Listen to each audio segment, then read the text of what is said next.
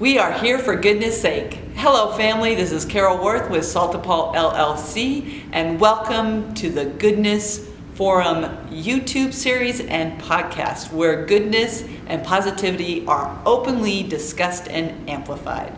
So this week our topic is the transformative power of discipline, and our guest is a good friend of mine, Rick Welliver with Spokane Boxing and Spokane Youth Boxing, a nonprofit that helps inner city and at-risk youth. And so I'm going to have Rick tell you a little bit about himself and about Spokane Boxing. I'm a retired professional fighter, had 17 professional fights, 60 amateur fights, father, small businessman, boxing coach, and been a coach and a business owner I've been a business owner for 17 years, 16 years, and I've been a coach for about 25, and love it. Love to work with at-risk youth and kind of give back to the sport that did so much for me. Yeah, awesome. Yeah. So our quote is a quote about discipline, and it's from Carthusis, and the quote is, "Discipline puts back in its place that which wants to rule but ought to serve." And we chose that quote because it really speaks to us of what you do. You know, what we say is that we are love and that we all have gifts to deliver in service to others. And when we are coming from our authentic self and in that discipline of delivering what we have to deliver, we are serving. Mm-hmm. So I would love for you to talk to our audience about the discipline that boxing is and how you've seen it transform youth. Well, I mean, anytime you're going to have success in anything, discipline it's routine. You can be disciplined doing bad things or right things, and any person who's ever been successful has a routine and certain things that they do every day, and they do it well. And if you wake up every day with a plan, and I've said this before, it's not what do you want to do with your life, but it's how do you want to live your life. If you have a plan to put in motion how you want to live your life, that's discipline. That's, what do you want to do and how do you want to do it? Well, how do you want to do it? How do you want to live is better than what I want to do. So I think anybody who has a pattern of success or has done something that's of achievement or affected somebody, they wake up every day and they have a routine, and they have little things that they do that matter. So it's, practice doesn't make perfect. Perfect practice makes perfect. Mm-hmm. And there's a discipline in that. That's, as a boxing coach, I try to ask these kids, what's your plan? What do you want to be? But even more important than asking a kid what he wants to be is you have to ask a kid or a young adult, how do you want to live your life? Mm. Well, I want to be a millionaire. So what does it take to be a millionaire? I want to live on an island. So what's it going to take to live on an island? Well, you got to have a job. Well, what do you want to do? Well, I want to, that's discipline, is asking yourself the question every day, how do I want to live my life? How do I want to live my life? And then you have to go out and find the way to live your life that way. Yeah. I wanted to be a boxing coach. That was my discipline. Yeah. So how did you get from having that focus and desire to be a boxing coach to then opening your own gym and your own business? It's really all I knew how to do. Are we good there? It's all I knew how to do. I didn't really know what to do. I was a college student, and I was going to be a special education teacher. But everything in my life has sort of been, I don't want to be the guy at 44 years old. I'm 44 now. I don't want to be the guy at 44 years old or 40 years old or 35 years old saying, I wished I would have. I turned pro with the intention of fighting once, just to be able to say that I was a pro fighter. I relate. Yeah, just to be able to say I was a pro fighter, and it kind of developed in some other things. And then I turned pro, or then I became a boxing coach. I retired and then decided I wanted to make a comeback at probably the worst part of my life. I was dating, she's a great girl. It was a bad decision for us to be together, but me and my brothers needed a place to train, so I took over this gym that had been abandoned, the only gym in town, and decided, okay, well, this is where we're going to train. And then pretty soon my career's over. Well, what am I going to do? Well, I'm going to train the next world champion, and that was not the case. I was not going to train the next world champion. I didn't know how to, you know. I mean, I barely knew how to. I didn't know how to run a business for 10 years. Right, I've been a business got that. pup.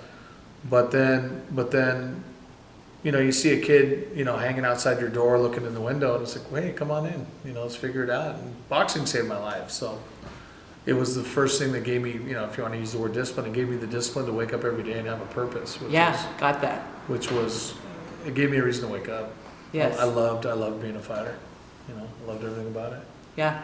And it's so the purpose of being a fighter facilitated the discipline, and the discipline, what did that give you as you continued to do that and develop these habits?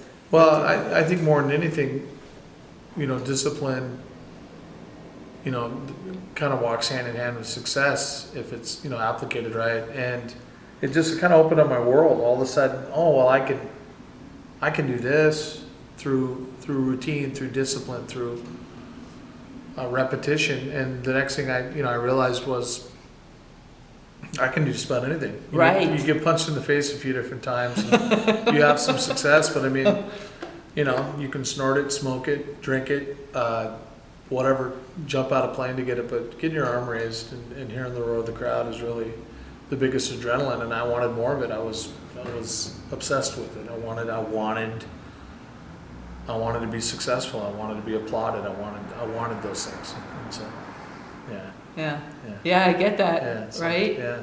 Definitely. And there's some vanity in that. I mean, there's ego in that, but when you go from feeling like, well, I don't know if I'm good at anything, to all of a sudden being good at something, you realize, well, I can be good at a lot of things. Right. Yeah. So. Yeah, one of the things that we talk about here is that how you do anything is how you do everything. Mm-hmm. And so that's what I see you do with these kids in this gym, is that they, you know, some of them come in here with no confidence, Mm-hmm. with no purpose, with no discipline, and then you get a hold of them. Yeah. Yeah. I mean, my dad was my hero growing up, and, you know, I wanted to be like him. And so my dad was a boxer, and I got separated from my dad through divorce. And, you know, I still remember how that feels. I mean, there's a lot of these kids that don't have fathers, they don't have somebody to look up to. And so if I can be somebody to look up to, Right. and, you know, I don't care about if they want to take the sport seriously and they want to be competitive and all that stuff, I care that they want to be great boxers, but I want them to be great people. Yes. Great men, Yes. great everything. I mean, if you're going to do something, try to be the best at it, you know? Yeah. I mean, and you know, I mean, there's nothing wrong with trying to be the best at everything. Well, to be the best you that you can be is what we're here, you know, like we all have it, right? We all have it, something in us. Yeah, I mean, at the end of the day, I never wanted to be that guy like my dad. He'd drive me nuts. That would say, well, when I was your age, or you know, people from my generation, or boxers from this generation, or you know, in the old days. But the reality of it is, I think every generation gets a little weaker and weaker, and I really do. And maybe that's not being positive, but we live in a very entitled, privileged society. You know, even the worst Americans still live better than the top. It's true. They live better than the top 99% of people in the world. Mm-hmm. And so We do. So this whole, you know, to put a kid in a position to feel special and to feel like I can do a little more is kind of what I want to do. Yeah. Yeah. I do have a lot of faith in the future of our country, and I have a lot of faith in kids and mankind, but we've forgotten how to make kids feel special. Right. Absolutely. And to give them options. To give them Yes. options to feel special. You Well, know? and what I see with Spokane boxing is that it's often those kids who don't have the opportunities of position or economic, you Mhm. know, wealth. These are the kids that come here, Mhm. and that you get an opportunity to make a difference with. So talk about that a little bit. Like, the kids that show up here and what you do with them to Well, make that first, difference. most of the kids that I get are obviously on the bottom side of advantage, Mhm. and the first thing I ask them, is what's your plan? What do you want to do? How do you want to live your life? Those kind of questions, and then you put them in a position just to feel empowered. Boxing, I don't know how to put this, but people always talk about how athletics builds character. It builds character. That's true. Football builds character. Baseball builds. I played those sports. I loved them. Loved being a wrestler. Loved being a football player. Loved playing softball as a whatever. But very few sports reveal character, and boxing is a sport that reveals character. You can build character through athletics, but boxing reveals character. If you got any kind of shit in your blood at all, you're gonna know pretty quick. But here's the whole thing: if you realize that boxing is not your career, or not something that you want to, if you try it, trying is half the battle. Right. Is trying it, because then you realize your world gets a little bigger, and you realize, okay, well, there's something else out there that I'm supposed to do. Yeah. You don't play boxing ever. No. So you can play other sports. You don't play boxing. So I want to get back to what you said, which was that boxing reveals character. Mm-hmm. In what way do you think it does that? Because I agree with you, Mm-hmm. but I would love for you to talk about that, because that's actually a really interesting point. Mm-hmm. That when you have, and it's not just the kids; it's the adults that are here too. Mm-hmm. It does. It builds and it reveals character. Mm-hmm. So talk about that a little bit. Well, boxing, this gym and other boxing gyms, you realize, well, this is I can do this, and it reveals character. Like you see a kid that maybe feels worthless, a kid that doesn't feel like he's up to snuff. And I've seen these kids. They tell me I didn't know I could be good at anything until I became a boxer. Well, my Yes. job's done. But Right. it's another thing to get in the ring there and just totally rip yourself wide open and say, here I am. Yes. And that's what you're doing. There's nobody else in there. No. You have somebody who you're sparring with or working with, but it's you. Yeah, and you're You ripping, have to bring yourself to this. you're ripping yourself wide open and revealing yourself. And the lessons there that you learn: self-esteem, confidence, respect, competition, battle, valor. All those things, they matter. And to see a kid sort of reveal himself and learn something about himself is what I had to do and what I wanted to do. And